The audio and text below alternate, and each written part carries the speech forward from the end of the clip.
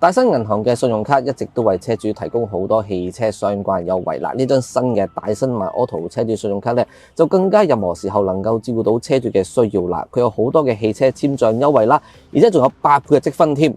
每一年仲送你1次嘅免費補胎同埋1次嘅免費拖車服務，而且綁定易通行不停車繳費系統交隧道費，更加享有20倍嘅積分，即係8% 嘅回贈。過隧道唔使停車，唔使排隊，真係無阻體驗，令你超爽體驗停不了啊！呢張大新 MyAuto 車主信用卡咧有咁多超爽優惠，唔怪得知道話係車主必備信用卡啦。嗱，而家申請仲送你 Black and Decker 汽車變為色打氣保，或者係400蚊現金回贈。有興趣嘅你哋快啲 click 喺影片簡介見到嘅泊車男專屬 link，申請大新 MyAuto 車主信用卡之後，憑卡簽賬汽車相關服務1次，就可以再額外得到300蚊現金回贈啦。呢部車咧，我哋都等咗好耐啦。咁佢就係日產嘅純電 SUV Aria。咁但係呢部就唔係行貨，呢部係水貨嚟嘅。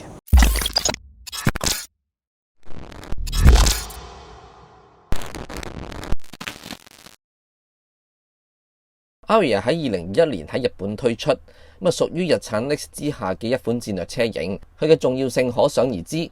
車身外觀都係依循住 V-Motion， 車頭鬼面爪改成嵌入雷達同埋 sensor 嘅面板，配合兩側好薄嘅 LED 頭燈組，低矮嘅車身配合19或者20寸呔鈴。部車嘅車長就4595mm， 軸距就係2775mm，B 到 C 處係斜向做成 Coupe 嘅設計。今次試嘅呢一部係雙摩打4驅頂級版，叫做 Engage Plus E-Force， 馬力有389匹。前後雙摩打組成嘅 E-Force 4驅系統，令到佢嘅綜合扭力達到600Nm， 0至到96公里加速只係需要4.8秒。採用新開發嘅純電平台底盤，鋰電池組分佈喺車身中央，令到重心較低，前後重量分佈平均。電池組容量分別係65 kWh 同埋90 kWh。呢部4驅版係90 kWh 版本。續航力最大有434公里，可以兼容高達130 kW 嘅快速充電之外，佢仲配備咗水冷溫度控制系統。呢個系統可以令到電池溫度保持穩定，40分鐘嘅快充可以充到80%嘅續航力。充電插頭一邊就用 CHAdeMO， 而另一邊就係 Type 1。嗱，呢部 Aria 咧，咁我就試咗一陣間嘅啦，已經。其實我就試晒所有嘢咧，我先走嚟。即係同大家分享呢個駕後感嘅，總結下佢幾個好處同埋咧一啲我覺得可以改善嘅地方先啊！嗱，我哋首先咧講下呢部車嘅一啲駕駛上嚟嘅一啲嘅優點先。作為一個家庭車嚟講咧，佢係非常之稱職嘅。咁點解咁講咧？嗱，首先就講下佢寧靜度先。咁呢部車本身個剛性同底盤都非常之好之外咧，其實佢個擋風玻璃啦同埋車窗啦都用咗雙層嘅隔音嘅。部車好多嘅地方咧，根據官方所講啊，加咗好多嘅吸音同隔音嘅物料喺裏邊，咁所以令到個車籠咧個寧靜咧就更加表現得更加好嘅。咁如果你話同我最中意嘅即係Audi 咧去比較起上嚟咧，佢好接近 Audi 嗰種級數嘅。譬如如果我俾分嘅話，Audi 可能係95分，咁可能佢咧就係85分到90分咁上下啦。但係個問題咧就係，如果當我哋一間上高速公路咧，大家就會聽到佢一啲嘅輪拱聲傳翻入嚟嘅。始終我哋而家用緊嘅係呢個20寸輪圈啦，咁啊同埋胎啦，咁啊胎同鈴咧都有影響到啦。咁所以咧。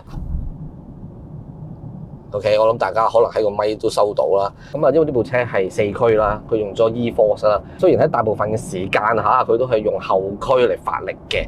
咁但係咧，佢始終都係有600Nm 扭力啊，非常之強大，同埋有394匹嘅馬力啦。所以即使部車係超過2噸重啦，都唔會覺得笨重啊、好遲緩嘅反應啊咁樣嘅。我而家喺 Standard 模式去駕駛嘅，我俾油咧。其實咧係基本上唔需要等嘅，即係唔會似一啲嘅即係前驅摩打嘅電動車咁啦，因為部車重嘅關係咧，你踩落去咧油門咧，你都要等一陣間咧，好似以前我哋汽油車咁嘅 turbo lag 咧先至會發動。Sport 模式嘅話咧，其實就更好啊！嗰個油門反應咧，比起呢個 standard mode 咧，只係需要掂丁屎咁大對嘅啫，好少。咁咧，其實咧動力已經係隨傳隨到喎，所以咧非常之唔錯，我覺得佢本身嘅加速表現。嗱，點解四驅咁緊要呢？因為好多電動車呢個車都係重嘅，接近2噸或者超過2噸重。好多時候，如果係前驅摩打嘅話呢，當你喺過彎嘅時候呢，佢嘅循跡力呢就一定唔係咁好嘅。所以咧，好多時候點解好多人都會話買四驅啦、買電動車嘅話，原因就係咁啦。佢唔單止喺發力上邊啊、加速起步啊、反應好之外呢，佢喺即係過彎表現呢，亦都嘅循跡力啊，亦都係令到個車廂更加靈活。另外亦都要讚下咧，就係呢堂軚啦。咁呢堂軚啦，我以前咧就成日都話，因為我好唔中意日產嘅軚嘅，因為日產嘅軚咧最唔好嘅地方咧就係輕飄飄啊，揸上嚟呢一啲感覺都冇，而且咧有啲危險啊，過分輕咧咁樣。但係咧呢部車咧就唔係啦，咁啊呢部雖然都係電軚嚇，咁但係咧佢係好堅實，我揸上嚟咧我仲有翻呢個即係操控咧揸住堂軚嗰種感覺啦。對於呢個一般嘅駕駛者亦都係更好嘅，其實唔需要太輕啦，堂軚有翻一啲實在感咁俾你。咁有啲咩改善嘅地方咧，就係嗱，始終部車咧高身啊，有翻咁上下大步啦，離地佢有翻咁上下啦，佢懸掛一定要硬朗嘅，呢個係一定係噶啦，亦都係理解嘅。但係呢部車咧，可能佢個懸掛硬朗嘅程度咧，我覺得有少少過咗火位。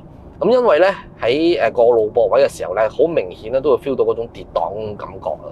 咁啊，呢個嗱呢種好明顯嘅跌檔感覺。嗱，作為駕駛者咧，你未必覺得呢個係一個問題。但係如果你作為乘客嘅話咧，過分嘅高低跌檔咧，就會影響到呢個乘坐嗰種感覺啦。所以個亦都係要留意嘅地方啦。嗱，除咗懸掛之外咧，我覺得如果佢加翻撥片可以調校翻個動力回收咧，就更理想啦。咁咧，因為佢而家咧係冇撥片嘅，咁咧你 One Pedal Drive 咧只能夠撳一個掣啫，就可以安到 E-Pedal 噶啦。安咗 E-Pedal 之後咧，其實佢都冇一個 level 嘅動力回收嘅分別嘅，你需要咧靠你隻黃金右腳啦。咁有好多朋友咧，其實都唔介意嘅，因為已經慣咗揸電動車啦，黃金右腳已經練成咗啦。咁佢覺得咧咁樣揸法咧 One Pedal Drive 咧就係自己嘅因咧就更理想。咁但係我自己就覺得，如果我係能夠有翻呢個即係加減撥片咧，可以控制嘅話咧，或者換落尾咧就更重。咁呢部車嘅內籠咧都好日本嘅家庭車嘅內籠啦。令我印象深刻嘅就係佢用咗一啲嘅人造皮革啦，同埋一啲仿木去映襯到一個家居嘅感覺，係日本嘅家庭車裏邊咧比較出色咧去運用呢一個設計。大家見到佢嗰個 mon 咧就係兩個 mon 組成嘅啦，咁而且佢有少少嘅 curve 嘅。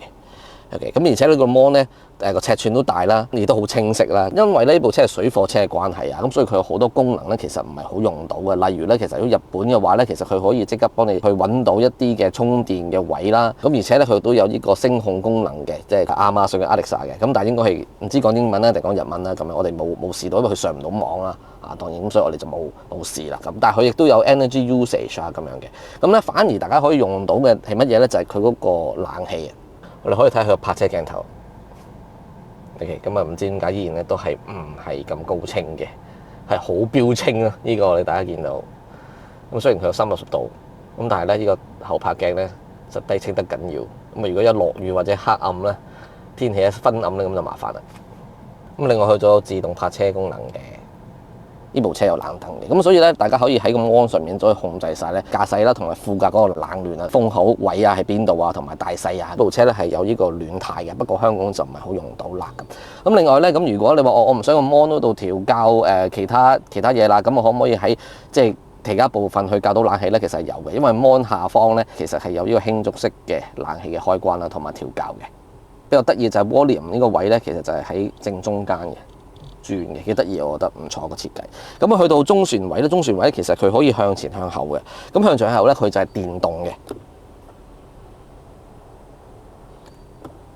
OK， 佢係電動嘅，非常之唔錯，我覺得佢呢個。咁啊另外因為如果佢冇咗即係波棍啦，冇波棍位啦，都係撳掣啦。咁但係咧，佢嗰個 drive mode 啦，同埋個 E-Pedal 咧，有一個幾聰明嘅設計，就係佢唔係一粒掣俾你嘅，佢係喺擺咗喺呢個上邊嘅。咁佢都係撳落去，佢唔係輕觸式啊，佢都係要撳落去先得嘅。即係你唔係掂一掂啊有啊，唔係嘅，你都係要撳落去佢先轉到嘅。撳落去先至可以開到嘅咁樣。咁但係佢比較設計比較心思啊。咁但係有一個地方好得意咧，就係佢嗰個無線手機無線充電啊。佢有手機無線充電嘅，大家見到佢間燈就見到。但係擺咗喺邊咧？就擺咗喺個手枕下方喺呢度。咁我覺得有啲奇怪，咁即係我諗佢嗰個原意就係佢唔想你周圍喐啦個手機，同埋你駁咗落去個車機上邊咧，咁你就可以免提啊，其他嘢，咁佢會覺得都一樣啫。咁樣擺咧，有陣時你會唔記得攞喎。咁之後咁就兩個杯架啦，就係咁啊。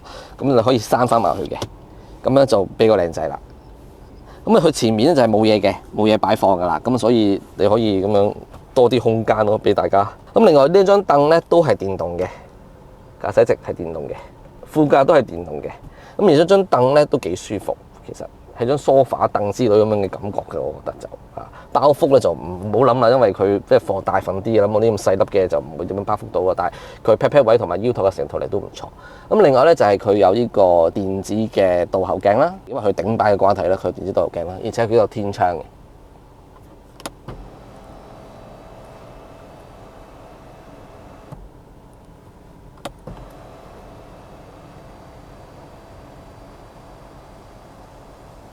譬如話嗰啲咁風和日麗日子咧，就令到咧個內籠更加之開揚嘅感覺啦。好啦，咁嚟到後座啦，首先嘅感覺咧就係開揚就開揚啦，寬敞就寬敞啦。但係咧有少少踎凳仔嘅感覺，打喺度，即係我呢個身形唔高，都有少少踎凳仔，因為嗰個膝頭哥個彎曲都大嘅。咁同埋咧，我個頭頂空間冇我想象中咁好喎。咁如果高大啲嘅朋友咧，可能有少少覺得有啲壓迫感嘅感覺啦。其實咁，但係腿部伸展空間係非常之唔錯。膝頭哥同椅背位嘅空間都非常之大距離，兩者個感覺有啲怪怪地咁。咁但係靚嘅，個感覺上係靚嘅。咁而且佢有分區冷氣，佢都有暖燈。香港唔係好用到有暖燈，但係亦都有一個 Type C 同一個 USB。嗱，佢個尾箱咧，其實官方嘅容量空間咧就係408公升。咁但係睇落去咧，咁其實唔係真係好大啫。好老實講，咁點解咁講咧？就因為其實佢冇浴缸位嘅。你好似見到佢有得扽氣咁樣啦，你一扽氣咧，其實係擺個細電喺度嘅，咁其實真係冇用啦。OK， 咁啊中間又有得扽氣嘅，咁但係扽起咗之後咧，係補胎劑嚟，咁又係冇用嘅。OK， 咁所以你可以擺嘢嘅地方就係得呢個位啦。咁唯一好處就係因為佢唔會有一個突然間隆起咗、凸起咗嘅嘢啦，咁所以你擺放行李嘅時候拖重嘢咧，你唔需要抽起嘅。咁呢個係唯一好嘅地方，我覺得。咁左右兩邊亦都係一個塑膠嘅一個兜仔啦，咁所以你可以擺少少嘅濕貨啦。咁但係佢亦都冇呢個12V 嘅電源嘅，咁所以你一眼就睇晒啦，成個空間。部車有冇行貨呢？嗱，暫時咧我未聽到代理會入。日本車價兩驅版本530萬 yen 去計啦，嗱，即使未計香港嘅稅，都要成30萬港元起。嗱，大家又覺得點呢？嗱，不妨喺留言區一齊傾下。我哋下一條片再見。